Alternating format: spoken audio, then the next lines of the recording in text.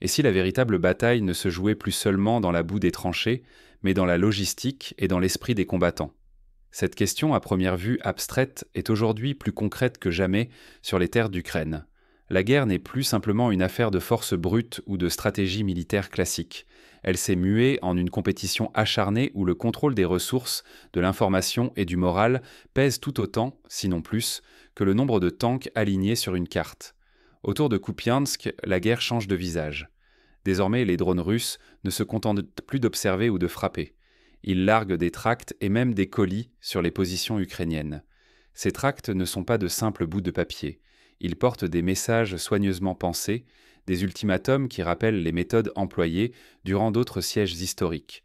On se souvient des messages largués lors du siège de Leningrad ou plus récemment en Syrie, où la propagande et la pression psychologique sont devenues des armes à part entière. Ici, les tracts ordonnent la reddition, expliquent comment lever les bras pour se rendre et laissent au planer des menaces à peine voilées sur l'urgence de la situation. Chaque papier tombé du ciel martèle le même message. Le temps joue contre vous et l'hésitation peut se payer de sa vie. Imaginons un soldat replié dans une tranchée, recevant ce tract alors que l'artillerie gronde au loin. La décision à prendre n'est plus seulement militaire mais existentielle. Sur le terrain, l'étau se referme lentement. Les garnisons ukrainiennes se retrouvent de plus en plus coupées de leur soutien, encerclées sur plusieurs axes, privées de ravitaillement. À Kupiansk, à Krasny Liman, à Pokrovsk, chaque minute pèse lourd. Les défenseurs affrontent non seulement la peur des bombardements, mais aussi celle de manquer de munitions ou de renforts. Le bourdonnement des drones, la chute des tracts, l'attente tendue, la pression psychologique atteint des sommets inédits. Cette technique n'est pas nouvelle. Déjà lors de la guerre du Vietnam, les tracts largués sur les positions américaines ou sud-vietnamiennes semaient la confusion et la peur, parfois bien plus que les balles. Dans cette guerre, la logistique devient une arme à part entière, et le moral des troupes, une ressource aussi stratégique que l'artillerie. Derrière chaque position tenue ou abandonnée, ce sont des milliers de vies qui basculent. La perte d'un point clé ne signifie pas seulement un revers militaire. Elle peut provoquer une onde de choc moral sur tout le front, un effet domino qui, de proche en proche, sape la capacité de résistance collective. Face à cette stratégie, la résistance a-t-elle encore une chance? Peut-elle s'adapter à une guerre où le moindre colis, le moindre mot tombé du ciel compte autant qu'un obus? Entrons au cœur du front pour comprendre comment chaque facteur, matériel, psychologique, organisationnel, décide jour après jour de la survie ou de l'effondrement des lignes. Derrière ces méthodes se cache une stratégie russe patiente et méthodique, bien loin des assauts frontaux spectaculaires. Comment cette pression invisible façonne-t-elle la résistance ukrainienne? Fin de l'année 2023, la guerre en Ukraine ne se décide plus seulement à la mitrailleuse. Désormais, le contrôle des routes, des dépôts et de l'électricité pèse autant que les combats directs. Chaque coupure de courant, chaque train arrêté devient une bataille silencieuse où se joue la survie des lignes arrières. Les forces russes lancent des offensives multiples. Au nord, au sud et autour de Kupiansk, Krasny Liman et Pokrovsk. Cette dispersion des attaques force la défense ukrainienne à s'étirer, divisant ses bataillons en poches isolées, souvent incapables de s'entraider ou de communiquer efficacement. Au centre de cette stratégie, des frappes méthodiques contre les infrastructures. Jour après jour, l'électricité saute dans des régions entières. Des dépôts ferroviaires, des usines, des axes d'approvisionnement essentiels sont systématiquement pris pour cible. Privés de mobilité et de ressources, les défenseurs voient leur marge de manœuvre rétrécir à vue d'œil. Pour illustrer, souvenons-nous du siège d'Alep en Syrie. Les infrastructures vitales étaient ciblées pour isoler les poches de résistance, coupant l'eau et l'électricité, créant une pression insoutenable sur les civils et les combattants. Dans les faits, une centrale électrique détruite ne se répare pas en une nuit. Il faut des jours, parfois des semaines, pour la remettre en service, si tant est que les pièces détachées arrivent à destination. Les drones, omniprésents, incarnent cette nouvelle forme de guerre. Modèles perfectionnés, rapides et presque invisibles, ils surveillent, frappent et parfois larguent en des tracts pour miner le moral adverse. Leur présence transforme chaque déplacement, chaque regroupement, en un risque potentiellement mortel. L'Ukraine, comme d'autres pays avant elle, doit composer avec cette nouvelle donne. En Irak, durant la seconde décennie du XXIe siècle, les drones américains seméant la terreur dans les rangs adverses. Aujourd'hui, le rapport s'inverse. Sur le terrain, l'avancée se fait mètre par mètre, village après village, zone industrielle après zone industrielle. L'ennemi progresse méthodiquement, coupant les routes, isolant les points d'appui, réduisant peu à peu les défenses à de simples poches acculées. Le temps devient le pire ennemi des défenseurs ukrainiens. À mesure que l'énergie s'amenuise, que les stocks fondent et que les communications se fragmentent, la capacité à tenir la ligne recule. Ce n'est plus seulement le nombre de soldats ou la puissance de feu qui compte, mais la survie de l'organisation logistique et du moral. Pourtant, cette mécanique n'est qu'une partie du plan. L'objectif final s'esquisse derrière chaque coup porté: isoler, épuiser, puis faire craquer la résistance jusqu'à l'effondrement. La question demeure: comment cette méthode, implacable mais discrète, façonne-t-elle le quotidien des soldats et des civils pris dans l'étau? Pour comprendre la portée de cette stratégie, il faut plonger dans le vécu de ceux qui la subissent jour après jour. C'est sur le terrain, entre rationnement et attaque de drones, que se dessine la véritable bataille pour la survie. Prenons un exemple concret. Dans une unité isolée à Kupiansk, les soldats rationnent l'eau et la nourriture. Les blessés ne peuvent plus être évacués. Les médicaments manquent. À la radio, un message annonce que la ville voisine est tombée. L'angoisse monte. Un officier tente de maintenir l'ordre, mais chaque nuit, des rumeurs circulent sur la possibilité d'une percée ennemie ou d'une reddition. Quand la guerre s'étire, la résistance devient une question de nerfs autant que de ressources. Qui tiendra encore et à quel prix lorsque chaque heure use corps, esprit et volonté? Le siège moderne n'a plus rien d'héroïque. Autour de Kupiansk, les Russes avancent méthodiquement, village après village, comme à Sadovo. À chaque localité perdue, les axes de repli se raréfient, et les poches défensives se transforment en pièges. Il ne s'agit plus seulement de tenir une ligne. Il faut survivre dans des poches de plus en plus étroites, coupées que du reste du front. La pression n'est pas seulement militaire. Les drones larguent des tracts sur les tranchées ukrainiennes. Dans ces messages, une promesse: rendez-vous maintenant, la vie sauve vous sera accordée. Mais l'ultimatum siffle, l'étau se resserre, le temps est compté. La peur de l'ennemi se double de celle d'être abandonné, oublié par ses propres chefs ou par le monde extérieur. La guerre psychologique s'insinue partout, au micro comme dans les rumeurs. Le moral se fissure. Certains soldats songent à se rendre, d'autres hésitent, pris entre la peur de la répression interne et celle de mourir en prisonnier. Parfois, des barrages sont dressés à l'arrière pour empêcher toute fuite. La foi dans la cohésion s'effrite. Mais la pression matérielle écrase elle aussi.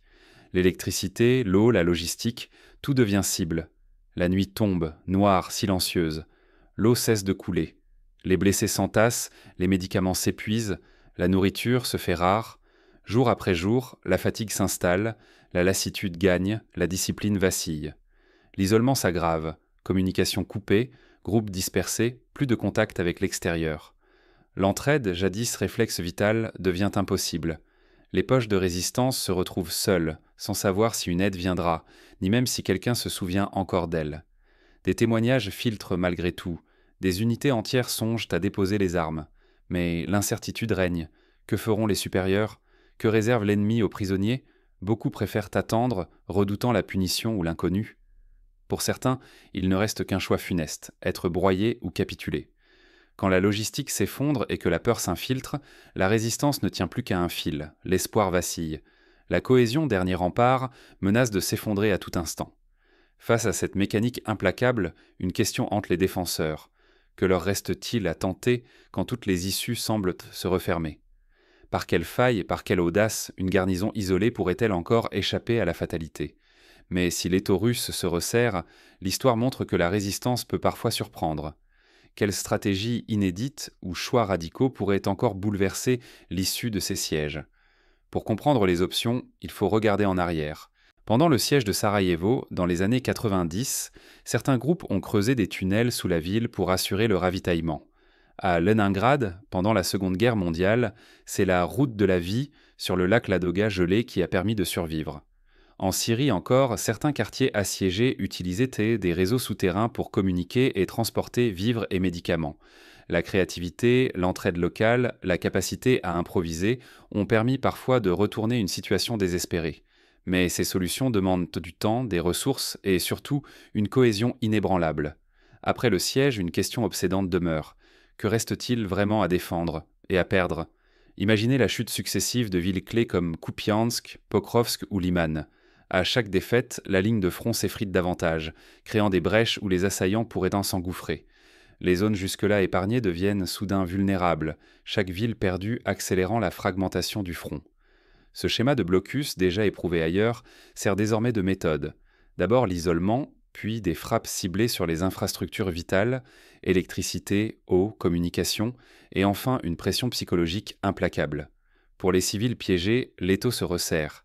La peur constante des bombardements s'ajoute à la pénurie rapide de ressources élémentaires. Très vite, l'eau potable se raréfie. Les centrales électriques, déjà endommagées, s'arrêtent, plongeant des quartiers entiers dans le noir. Les abris manquent cruellement, et la question de la survie quotidienne supplante toute autre priorité. Dans les hôpitaux, privés d'électricité, le flux de blessés ne fait qu'augmenter, tandis que les moyens de les soigner s'amenuisent. Sur la ligne de front, la rotation des soldats devient presque impossible. L'usure du matériel s'accélère, les réparations se font rares, faute de pièces et d'énergie. Les combattants, fatigués, isolés, voient que leurs options se réduire chaque jour. Le moral, déjà fragilisé par la guerre d'attrition et la menace d'encerclement, s'effondre lentement sous la pression continue. Face à cette spirale, le commandement ukrainien se retrouve devant un choix déchirant: poursuivre la résistance jusqu'à l'épuisement total, quitte à sacrifier les derniers moyens ou préserver des vies, même au prix de pertes symboliques et stratégiques. Chaque décision devient un pari entre perte immédiate et espoir fragile, entre héroïsme et catastrophe humanitaire annoncée. À ce point, la menace excède le seul champ militaire. L'effondrement du front signifierait la perte de territoire, de ressources vitales et plongerait des centaines de milliers de civils dans une crise humanitaire extrême. Les coupures d'eau, d'électricité et l'impossibilité de fuir transforment chaque ville assiégée en piège mortel où chaque jour est une lutte pour survivre. Mais derrière chaque brèche ouverte, une autre question se profile. Combien de temps l'équilibre précaire peut-il tenir face à une pression qui ne cesse de croître? Les choix faits maintenant pèseront sur l'avenir même du conflit. Infrastructure, morale, logistique. Voilà les nouveaux points de rupture du conflit. La tactique hybride russe, mêlant sabotage énergétique, encerclement progressif et guerre psychologique, impose à chaque défenseur une révision radicale de ses priorités. Première règle, il faut blinder les infrastructures vitales et les nœuds logistiques dès la première heure. Une centrale hors service, une voie ferrée dynamitée, un dépôt anéanti. Chaque perte fragilise l'ensemble du dispositif et peut transformer une position forte en îlot assiégé. Rien ne se répare en un jour, tout coûte du temps et du moral. Pour illustrer, la bataille de Stalingrad a montré l'importance de conserver les ponts et les stocks de ravitaillement. La moindre rupture logistique a coûté des milliers de vies. Aujourd'hui, la technologie ajoute une dimension supplémentaire. Les drones détectent, frappent et parfois sabotent les réparations en cours. L'explosion des drones bouleverse la donne. Investir dans des contre-mesures devient aussi essentiel que s'équiper d'armes classiques. Brouillage, détection, camouflage, tout est bon pour perturber l'œil ennemi. La guerre psychologique, elle, infiltre chaque repli, un simple message de reddition, une rumeur insidieuse, et c'est tout un bataillon qui vacille. Redondance, le mot d'ordre. Doubler, tripler les routes d'approvisionnement, multiplier les canaux de communication, prévoir des plans d'urgence jusque dans les détails. Si une route saute, une autre prend le relais. Cette logique s'applique à l'eau, aux vivres, aux munitions, mais aussi à l'information et à l'énergie. Prenons l'exemple des tunnels utilisés à Gaza ou à Sarajevo. Ils ont permis de contourner les sièges les plus stricts, d'apporter vivres, carburant et médicaments là où les routes étaient coupées. En Ukraine, des réseaux de camions, parfois banalisés, servent de relais pour éviter la destruction des convois principaux. Aucune forteresse ne résiste seule indéfiniment. L'aide extérieure, ravitaillement, expertise, soutien moral, pèse lourd dans la balance et peut sauver une garnison ou une ville menacée d'étouffement. Les alliances deviennent une question de survie, pas seulement de politique.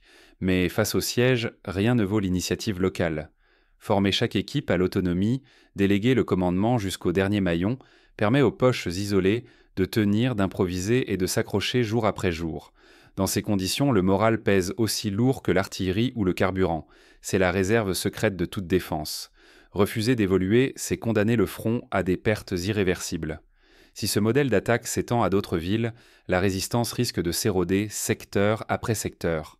Désormais, il faut défendre l'arrière, bâtir la résilience et former chaque soldat à l'imprévu, sous peine de voir l'ennemi gagner sans même livrer bataille. Ces tactiques ne restent pas théoriques. Elles s'incarnent déjà sur les lignes de front de Kupiansk, Krasny Liman et Pokrovsk, où chaque coup porté à la logistique ou au moral a des conséquences immédiates. Comprendre ce jeu d'usure, c'est saisir ce qui se joue pour l'Ukraine et pour tous les conflits à venir. Pour visualiser l'enjeu, imaginez une ville coupée de toute ressource. Plus de courant, plus d'eau, plus d'accès aux soins. Les hôpitaux improvisent avec des générateurs de fortune, les civils récoltent l'eau de pluie, les enfants apprennent à reconnaître le bruit des drones pour se cacher à temps. Dans cette atmosphère de siège, chaque geste compte. Les réseaux de solidarité naissent, des familles partagent leurs dernières réserves, des médecins improvisent des opérations à la lumière des bougies, des équipes de volontaires organisent des distributions de vivres sous la menace des bombardements. Comprendre le siège moderne, c'est prendre une avance précieuse sur l'histoire. La guerre ne se joue plus seulement sur une ligne de front, elle se diffuse partout, dans les réseaux électriques, les dépôts logistiques, le ciel sillonné de drones. Elle infiltre aussi l'esprit des soldats comme des civils. À Kupiansk, Krasny Liman, Pokrovsk, chaque sabotage d'infrastructures, chaque tentative d'isoler une garnison devient le maillon d'une stratégie globale, patiente et implacable. La pression ne se limite plus aux canons. L'usage massif de drones pour harceler les convois, la diffusion de messages psychologiques pour pousser à la reddition, la destruction ciblée des voies ferrées ou des centrales, autant de moyens de saper l'adversaire sans livrer bataille frontale. Les défenseurs voient infondre leurs ressources, leur morale, leur capacité à improviser. Chaque jour, chaque mètre, le temps même devient un ennemi. Désormais, logistique, information et psychologie pèsent aussi lourd que la puissance de feu. Survivre ou s'effondrer dépend tout autant de l'endurance des infrastructures que de la volonté humaine. Une erreur d'analyse, quelques minutes perdues, une coupure électrique ou une rupture de communication peuvent renverser le cours d'un siège. Ignorer ces évolutions, c'est risquer de se réveiller face à un désastre déjà enclenché. Pour nous, suivre ces dynamiques n'est plus une simple curiosité. C'est une nécessité pour repérer les signaux faibles, alerter sur les risques et parfois agir avant l'irréversible. Être attentif à ces signes, c'est se préparer à comprendre chaque nouvelle règle d'un conflit qui, jour après jour, redéfinit le jeu. Mais alors, comment se préparer à cette nouvelle forme de guerre ? Voici quelques pistes concrètes. Premièrement, renforcer la formation des soldats et des civils à la résilience psychologique. Des ateliers de gestion du stress, des techniques de cohésion de groupe et des exercices de prise de décision rapide peuvent forger des réflexes de survie. Deuxièmement, multiplier les stocks de survie dans chaque quartier, chaque village, afin de ne jamais dépendre d'un seul point de ravitaillement. Cela inclut des réserves d'eau, de nourriture, de médicaments, mais aussi des moyens de communication alternatifs. Radio à manivelle, signaux lumineux, messagers à pied. Troisièmement, développer des réseaux de solidarité locale et internationale.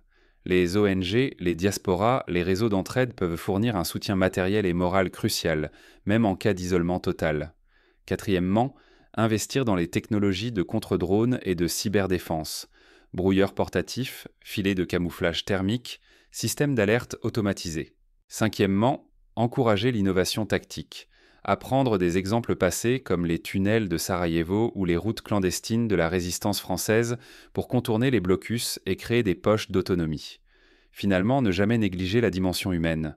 Organiser des rotations pour limiter l'épuisement, offrir un soutien psychologique aux combattants et aux civils, maintenir l'espoir par des gestes simples, une lettre, une chanson, une promesse de secours. Car si la guerre moderne est implacable, l'histoire l'a prouvé. La détermination, la solidarité, la créativité ont parfois réussi là où toutes les armes avaient échoué. Ainsi, chaque jour, sur les lignes de front d'Ukraine, se joue bien plus qu'une bataille pour un village ou une route. C'est l'avenir même de la résistance qui s'écrit, lettre après lettre, ration après ration, cœur après cœur. La tension est à son comble, mais la question demeure. Dans ce nouvel échiquier où chaque pion compte, qui saura écrire la page suivante, et à quel prix ?